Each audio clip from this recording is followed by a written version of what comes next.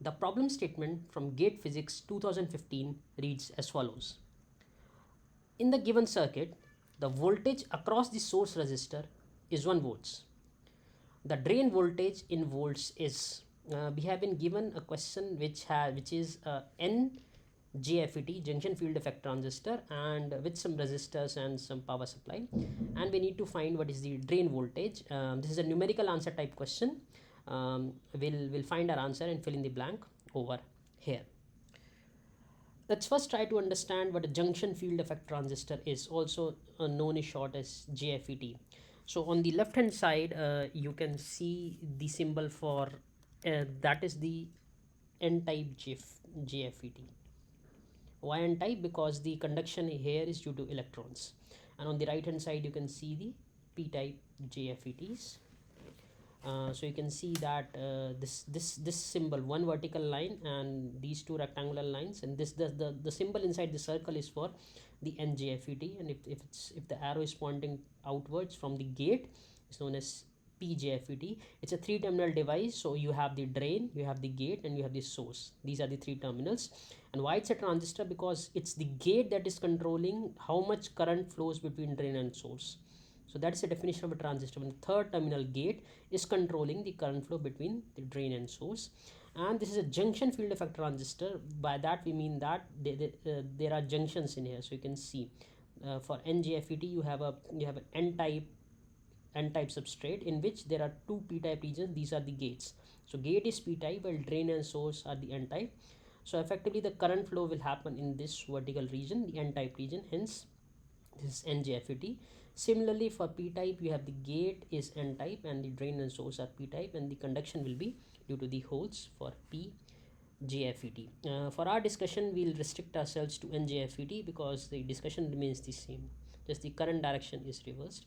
The physics behind these devices remain the same. After a certain VDS, which is defined here as VP, the current is constant. Right? And below in the orange region, below a certain VGS, right? So this is the VGS that we are talking about over here, in this VGS, this level.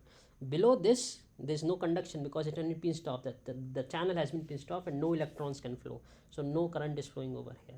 And this region is the ohmic region. This is why it's called ohmic, because you see the vertical axis is current and the horizontal axis is voltage, and you see a linear relation, so I directly proportional to V. That's why this region is called the ohmic region. And after a very high drain voltage, the device breaks down, because note that this is the PN junction.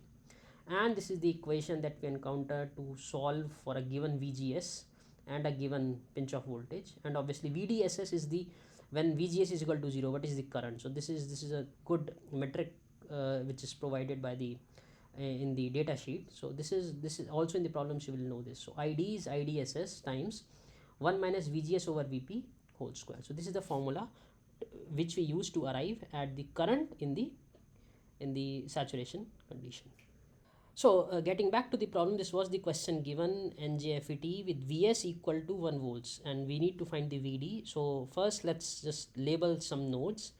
So this is the current. Ig will be 0. We assume that no current is flowing through the gate, which is the reverse bias case here, and we assume the current to be 0. So consequently Id will be equal to Is, right? If we apply KCL, so I'll write KCL across NJFET. So what's the incoming current? Incoming current is Ig.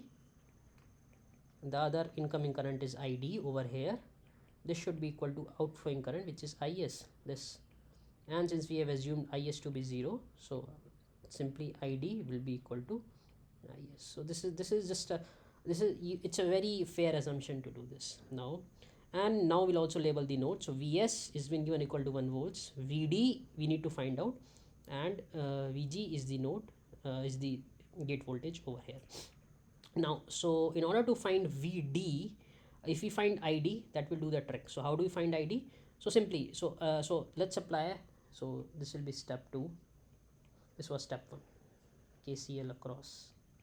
So step 2 would be Ohm's law across the resistor Rs. So this is the Rs resistor, the source. This is also known as source resistor sometimes, right?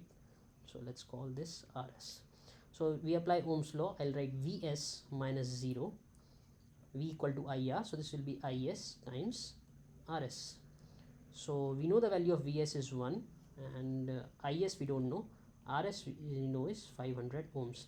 So from this Is will come out to be, so if we, that's 1 over 500. So if we talk in milliamps, so this will be 2 milliamps. So Is we have obtained is 2 milliamps.